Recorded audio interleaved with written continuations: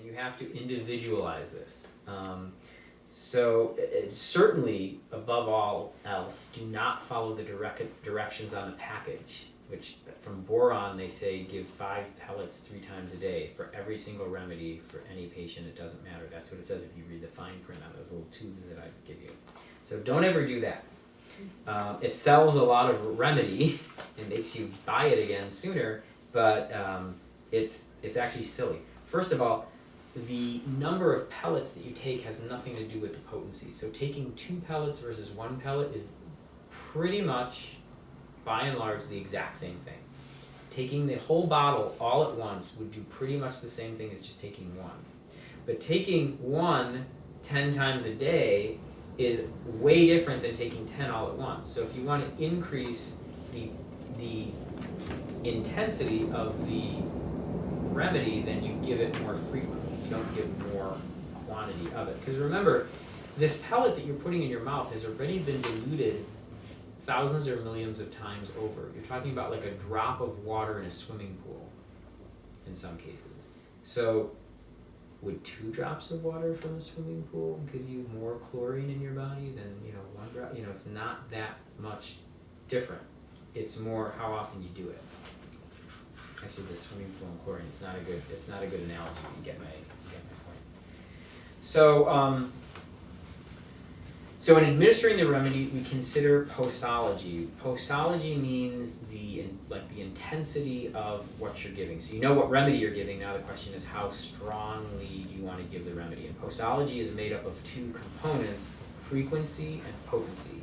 So if you want to increase the posology, you could increase the frequency. If you want to increase the posology, you could also increase the potency, not the number of pellets. So the potency I've got written down in the outline, and if anyone needs an extra, I have more up here, I can hand them out or email them to you. And anyone viewing on YouTube, I'd be happy to email you any of the handouts that I have that are in digital format, so you can just send me an email. So the potencies go from, and they don't start here and they don't end here, but the typical range that you'll be exposed to is from lowest to highest, starts with 6x, and then 12x, and then 6C, and then 12C, and then 30C, and then 200C, and then 1M, and then 10M, and then 50M, then CM, and finally MMK. The higher potencies get harder and harder to find. And these are the typical, for whatever reasons, just traditionally, these are the typical numbers that they use. You can also, much more expensive to buy are intermediate potencies. You can find a 5M and a 15M or an 11M, but they're called intermediate potencies. They're potencies that exist in between the more traditional ones. So in any case, you want to decide on what potency you're going to use based on a few things. One is your level of experience. The less experienced you are, the lower the potency you want to give, because you can have aggravations, and if you don't know how to deal with an aggravation, you certainly don't want to create one in your patient, so go lower. The other thing would be how certain you are of the remedy, or how clear the remedy choice is. The clearer the remedy, the higher potency you can go and the more effect you'll have. If you're not too sure what remedy it is, and this is another kind of strategy, like you took the case, you're not really sure if it's this or it's that, if you give a lower potency, you're more likely to have some effect. You won't have as great an effect, but you'll have some effect. If you give a high potency, you better be very, very accurate, because if you miss with a high potency, it's like a sniper, you'll miss altogether. Whereas if you lob some tear gas into the room, you'll get it, everyone in the room will be affected, at least somewhat, but you're not going to kill anyone. So there's that target analogy again. You're going to get more of an effect from a higher potency if it's the right one, but you'll get less if it's not known. And you don't really need to understand why. It's just kind of a general rule to understand.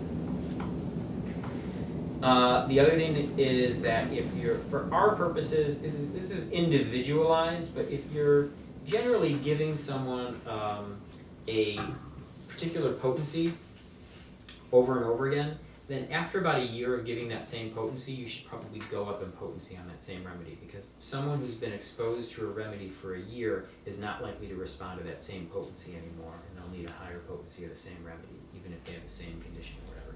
And it doesn't really matter how often they've taken the remedy. If you give someone arnica one time, or let's say 3 times over the course of 3 months, and then over a year later they've re-injured themselves, you probably want to go ideally with a higher potency of that same remedy, because they've been exposed to it. It's been a year now. They're not that likely to respond very well to that same potency until they've gone at least 2 years without that potency, and then they're very likely to start responding to that potency again.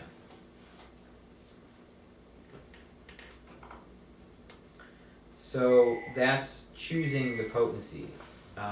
The second thing is then how often to take it. Again, this is all has to be individualized, and there is a chart that I gave you as a handout that gives you it's not individualizing, but at least it does a good job of giving you a general idea of how often to give what potency, how frequently, and for what severity of condition.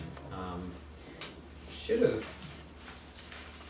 should have had it in here in terms of, do you know what page that is? In that book? What is it, 26? This is in Castro's book, right? Is this? Yeah, I think so, yeah. That's it. Can you see what page it is? 27? Yeah, 26, 27 of Castro's book. She gives you like a really useful chart that you can kind of, it's a good place to start from. The best thing to do, though, is, in all cases, is to always follow the rules of giving the remedy as needed. And so there's rules that define that, and we're going to talk about that next week, or next month. The information on remedy, given the remedy as needed, is in my paper, a brief introduction, or not a brief, the essential information for homeopathy that you guys all have. So there's a paragraph there, how to take the remedy as needed. That's really the best way to give a remedy. And then we'll talk about next month how to give the remedy in water. We'll talk about following up and case management, and then we'll talk about just some other issues with homeopathy. We'll use the case that I gave you as an example, so you can, it's definitely, the case is a challenge beyond what you're actually have been taught so far, but you could certainly try, and using the text that you have, see if you can come up with the right answer. We'll go through that, and then we may even start talking about the first topic, which has yet to be determined, but I think it might be colds and flus, which is probably a good thing for this season. So any questions before we cut until next month? Yeah. How do you recommend using the books? Do we read the beginning part? Is it just for materia medica? It's a good question. I mean, if you have time, I'd say reading through the whole thing, a lot of it will be review based on from these first 3 classes. I kind of went through the background information and took the important pieces of it, so that would be good review and reinforcement, and you pick up some extra stuff. And then the books can also be used as just a reference, so when you have a case, you turn to that section and you start reading through it.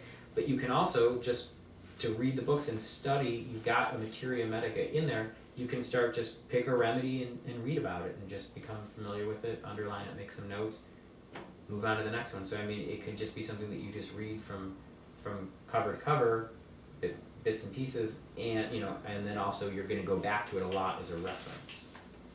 Okay. Anything else until next month? All right.